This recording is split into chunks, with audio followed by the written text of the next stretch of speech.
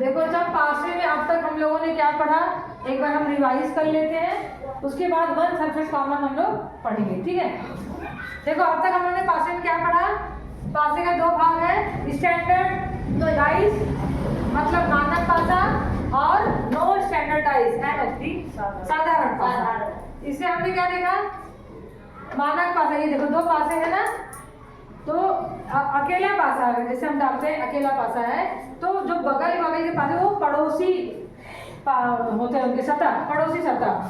तो पड़ोसी सतह का योग 7 से या तो कम होगा या तो ज्यादा होगा।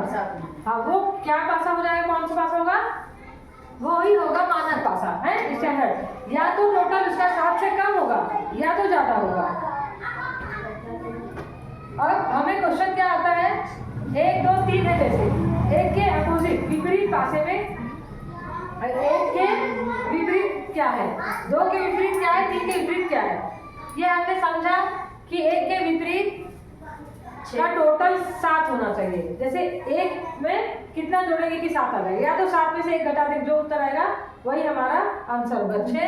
2 के विपरीत क्या होगा, 5 होगा, 2 के विपरीत 5 और 3 के विपरीत 4। इन सबको देखो, विपरीत का टोटल जो है वो 7 होगा, वो मानक पासा है। साधारण पासा में हमने क्या पढ़ा, या ध्यान दो, पड़ोसी सतह का योग 7 होगा। उसमें क्या था, मानक पासा में क्या था, 7 नहीं, या तो 7 से कम होगा या तो 7 से ज्यादा होगा। जैसे 1 2 3 है, तो 3 2 5 1 6, 7 से कम हो गया।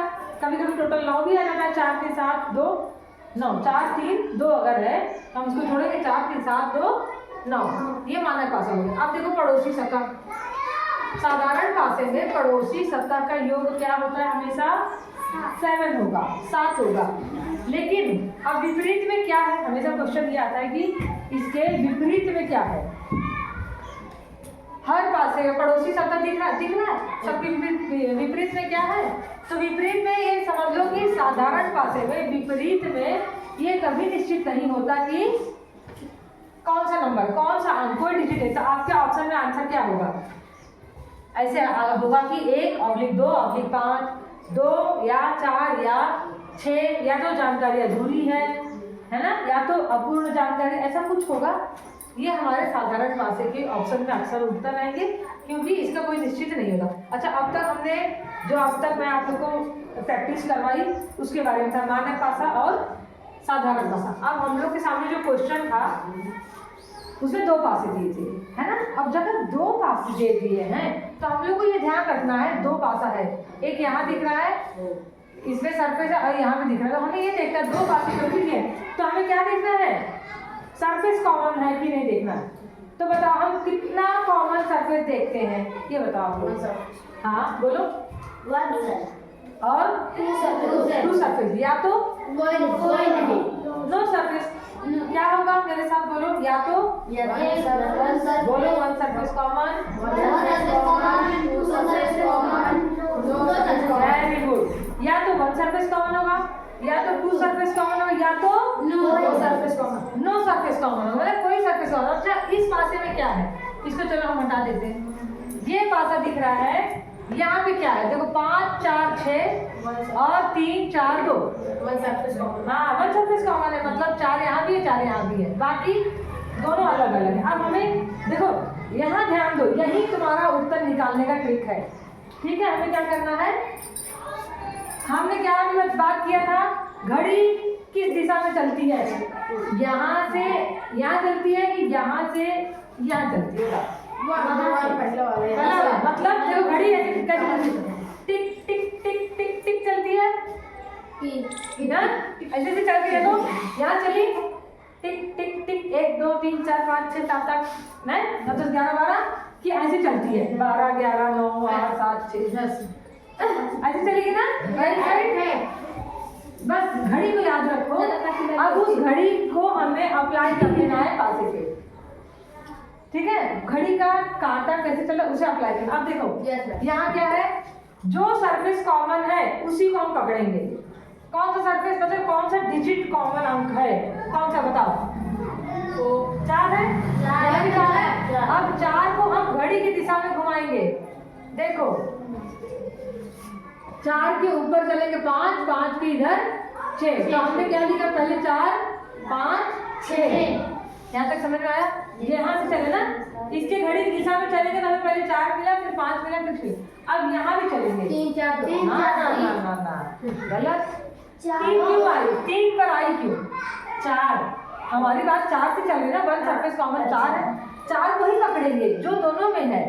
अब हम 4 से चलेंगे, 4 के बाद 4 2 3। हाँ, घड़ी अगर आप उल्टी दिशा में चलते तो घड़ी की उल्टी चलते तो ये होता ना, ये लेकिन हमें उल्टी नहीं चलना है, इसकी दिशा में। तो 4 हम पहले से 4 नीचे फिर लिखेंगे, 4 2 3। देखो जो सरफेस कॉमन था 4 सामने आ गई कि नहीं? 4 के नीचे 4 आना ही चाहिए। अब 4 5 6 4 2 3। अब क्वेश्चन क्या है, प्रश्न क्या पूछा है बताओ, किसके विपरीत क्या पूछा है? सतह 3 के विपरीत सतह कौन सा है? बस क्वेश्चन नंबर 10 है ना, ये 9वां। तो क्या पूछे, 3 के विपरीत कौन है? 4 के विपरीत कौन? हाँ, 4 के विपरीत कौन? यहाँ तो 4 कॉमन दिख रहा है। अब यहाँ नहीं तो 4 के उस तरफ क्या है, यहाँ 4 के नीचे है क्या? अब हमें क्या करना है, पासे में गिनती कितनी होती है? 1 2 3 4 5 6। और 6 डिजिट में हमको यहाँ 6 मिल गए हैं, लेकिन 4 के बगल में क्या है ये नहीं पता, अपोजिट में। तो देखो हमको यहाँ से लिखना है 1 2 3 4 5 6। अब जो यहाँ पे उसको हम काटते जाएंगे, ध्यान दो यहाँ पे। चलो ये क्या है? 4 काट दो, ये क्या है? 5 काट दो, ये क्या है? 6 काट दो, फिर 4। इसको ये 4 तो हो गया, इसकी कहानी खत्म। इसके बाद क्या है? 2, इसको काट दो, बचा क्या? यही हमारा उत्तर है। 4 के विपरीत क्या है? चलो उत्तर मिला के देखो, 1 है कि नहीं? यस मैम है। है? Yes ma'am. हां मैम। है? Yes ma'am. मिल गया ना? अब पूछेगा बड़ा वैसे सवाल कर लोगे? Yes ma'am. मजा आया? Yes ma'am. चलो जोर से बोलो, यस मैम। Yes ma'am. ठीक है ना इजी? Yes ma'am. कठिन लगता है? Yes ma'am. कठिन लग रहा है पूछ रही हूँ? Yes sir. Yes ma'am. कठिन नहीं है ना? अब मजा आ रहा है कि नहीं करने में? Yes ma'am. कितना सिंपल है देखो, बस हमें करना क्या है, घड़ी की दिशा में घूमना है और 4 को पकड़ना है, या जो वन सरफेस कॉमन में होगा उसको पकड़ के चलना, उसको यहाँ लिखते भी जाना है। 4 के बाद अगर देखो हम घड़ी की दिशा में ना घूमते, अस्मिता ध्यान दो, अगर हम घड़ी की दिशा में ना घूमते तो क्या होता, हम 4 5 6 न लिखे, हम 4 6 5 लिख देते, 4 6 5 और यहाँ 4 3 2 4 3 2, तो गड़बड़ हो जाता ना।